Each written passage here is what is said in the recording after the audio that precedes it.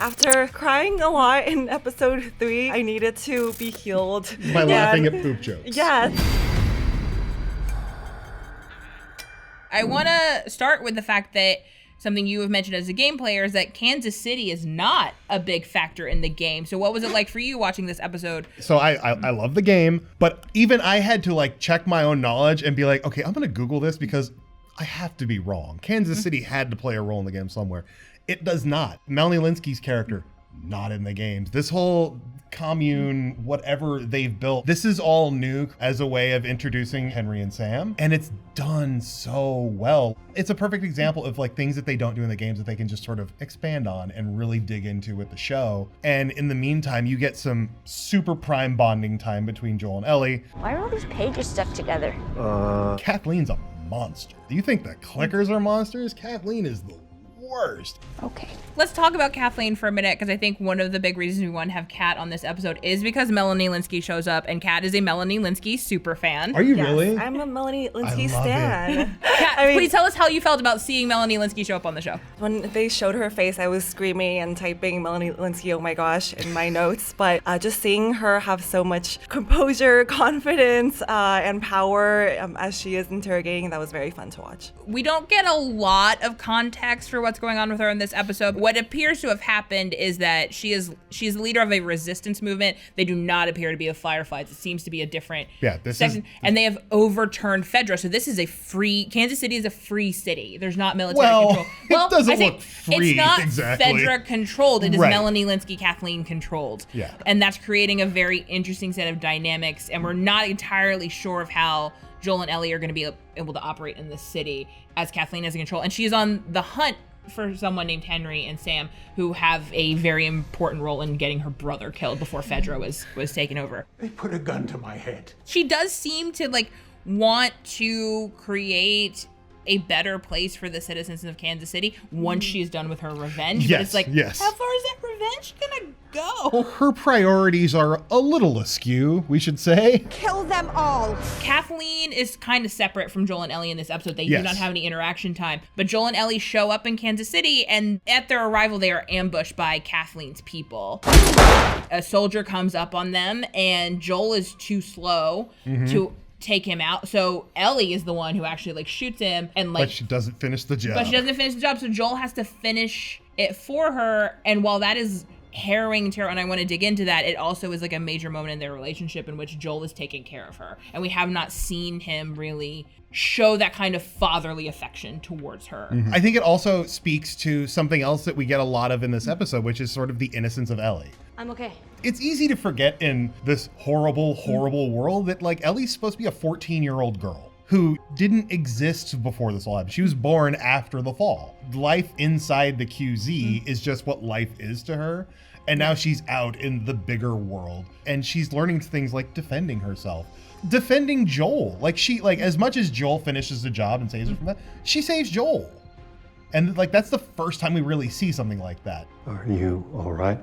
There's some really good building blocks in terms of quiet character moments that really help build that relationship between them. Yeah, and I think one of the big ones is they have a conversation in which Joel apologizes because she had to hurt someone. Ellie says something very important, it wasn't the first time. We've known that about Joel, that Joel has done some things that he's not proud of and that we should be wary of. But to hear that Ellie has also had to do things that she wasn't proud of was a real big moment. I really hope we get to dig into what exactly that means in future episodes, because I want to know. Totally. Yeah. I want to know. And what I also loved about that scene was after he apologized, he, I think, teaches her how to hold the gun properly. And if you remember at the very start of this episode, it starts with her holding a gun and trying to figure out how to aim. And at the end, it is this moving scene of Joel teaching her the positioning. And, I don't know if she's going to shoot more people in the future, but...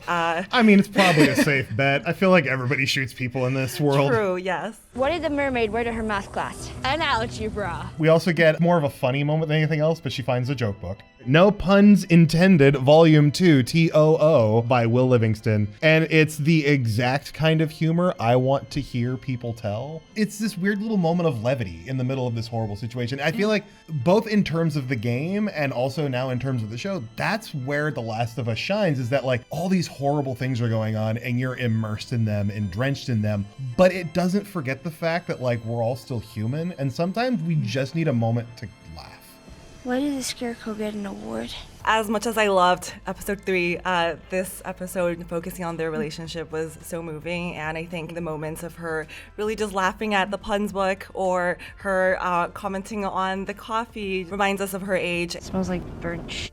In the same episode as her hurting someone, you know, the contrast between her innocence and loss of innocence is very interesting to me. But I just love them bonding together, and I think near the end of the episode there was a scene where they were joking about diarrhea. It runs in your genes. After really crying a lot in episode 3, I needed to be healed. By laughing at poop jokes. Yes, yeah, and just listening to their laughter made me feel very warm inside. It's not warm inside for too much longer after that. We do have a big cliffhanger at the end of this episode. Oh boy, Whereas that Joel has laid out glass in order for him to wake up when he hears someone coming, but he is woken up to Ellie being held at gunpoint by who we assume to be Henry and Sam. We've only heard about Henry and Sam from Melanie Lynskey, and from what she has said, they are awful. They don't look awful. They look no, because like they look kids. like children. Yeah, they look like children, but like from what we have heard, I feel that we are supposed to be very wary of them. If you've played the games, you know who Henry and Sam are, and we're not going to spoil like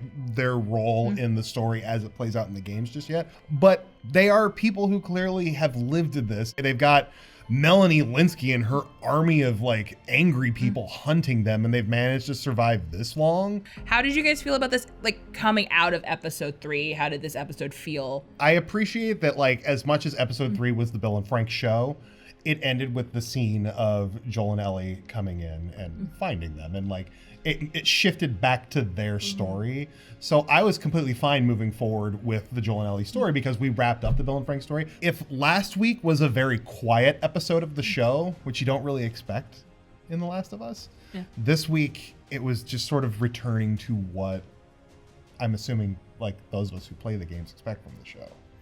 Yeah, and I think it's really interesting because this week, I don't think we saw any zombies, right? There were no clickers in this episode. No. Yes, yeah. So, but it didn't feel quiet because of the, you know, violence between the humans. And I think as the show goes on, we're going to see more of the different political factions fighting. And while the monsters are definitely the enemy, a lot of the times it's the humans who are scarier and more threatening and will kill more people. In the games, there are these rogue groups of people that sort of band together and create their own system of rules and punishments and whatnot.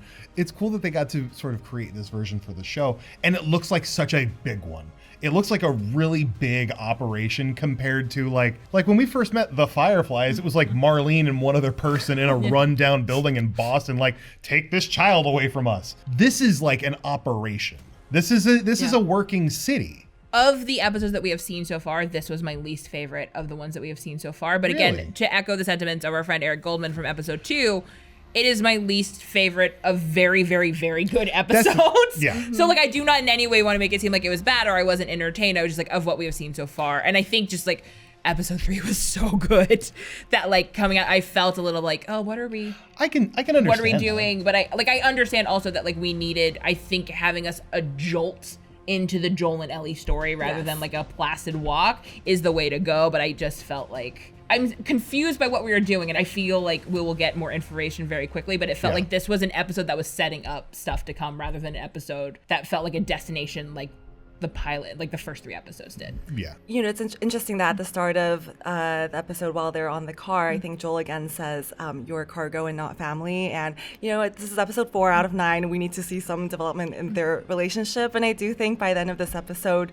they like each other a little bit more. I don't know if they would count each other as family yet, but that definitely was good to see. Yeah, I think that was essential. I feel like if they had gone another episode without that, then we'd have a very serious critique of this show. Well, and I feel like we started to get that at the end of the last episode because like the dynamic between them as they're at what's left of Frank and Bill's place, I think it really sets up what's going on here because like this is when we see them traveling together. This is like, there is no third party there to act as a buffer between them. It's just old man, little girl walking through the woods and down the highway until they get where they're going.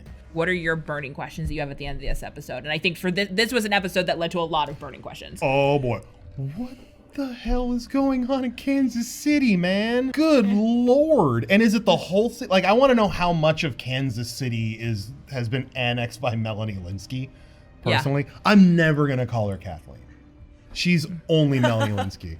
But also, I'm excited for Henry and Sam. I'm excited to see what they do with the Henry and Sam characters and how they play those out on this show. I do think we have to talk about the scene where a guard brings Melanie Lynskey to the building, and she sees like the moving, breathing sinkhole situation, and she tells the guard, okay, we will not deal with this right now. We're just gonna continue the search for Joel and Ellie, and we'll come back to this later. And the guard's like, what are you talking about? And I have a lot of questions about that, and why is she hiding it from the people? Yeah, if you see a breathing sinkhole, that's thing for concern, and that is a statement of her character of how focused she is on revenge, that like you are now in charge of people and you're in an infected city. Like, that's literally the ground is breathing. Right. That is a huge what's going on down there. I think in general I need to know more about what is Kathleen's deal. I understand like her brother was murdered and she's holding these people responsible, but I need more context of like, what is it specifically that is making her this angry about it? Because this is a world where people die all the time. And I have to imagine she is used to seeing death. So what is it about her brother's death? And how did she get so powerful? Yeah, because like, again, it's Melanie. She looks like she should be driving her kids to soccer. Yeah. She's made to look like a soccer mom, for sure. Yeah. But she's like a soccer mom who's like, go kill them all. Okay. I have a feeling I know what that brings us to. It is once again time for Megan's nightmare scene of the week. Yeah. This episode was tough because, again, there were no clickers. There's no obvious horror. I struggled a bit, and there was nothing that like kept me up at night. But I will say, like, as we have talked about, Melanie Lynskey finds the person closest to Henry and Sam. We know that he's still in the city. As sweet and innocent as she is talking, and like as nice as she sounds and as reasonable as she sounds, this is a cold-blooded killer. Seeing Melanie Lynskey in that role kind of freaks me out, and I think I'll be thinking about that for a long time. Okay. And from there, we go to my favorite moment of the week. This week, it's a Joel bonding moment. She sees Joel drinking coffee. She looks at it. She says, "Oh, what the is that?" And this is where I am no longer a fan of Ellie. I am off the Ellie train. I feel like that's dramatic. Coffee. I feel like that's dramatic. To be off the Ellie train. Look, if I find out Bella Ramsey loves coffee, we can talk. But like, until Ellie drinks coffee like a damned adult in the post-apocalypse, I know she's only 14. I'm fine with it. I do definitely wonder if there's going to be some sort of viewer backlash against this episode. As we mentioned before, there are no zombies in this episode of The Zombie Show. And that was a problem The Walking Dead had a lot early on in its run. And it like people like were calling it like the bargaining hour with Rick Grimes and friends and stuff like that.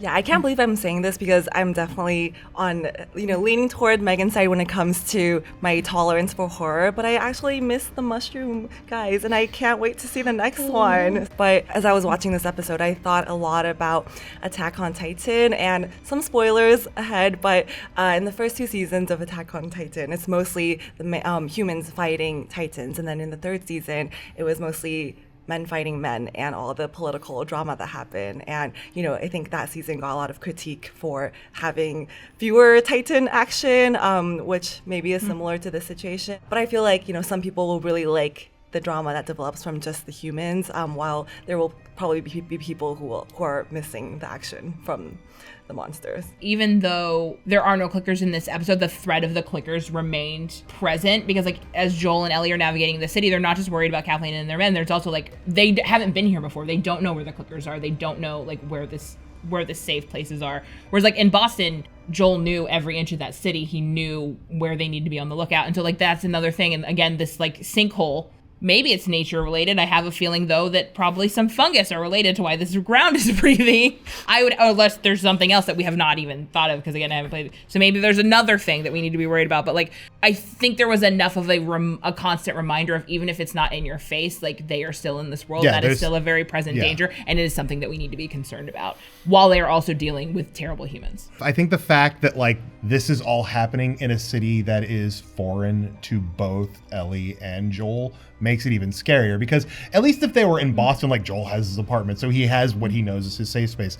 They're just looking for rooms to hide in until they can attempt to make their way out. And that's it. They don't know where they are. They don't know how to get around where they are. The fact that it's new and different, not just to us, but to them, is like so engaging to me. So that is another episode of The Chat With Us. If you like this video, make sure to like, subscribe. We will be back next week to talk more of The Last of Us. Thanks for hanging out.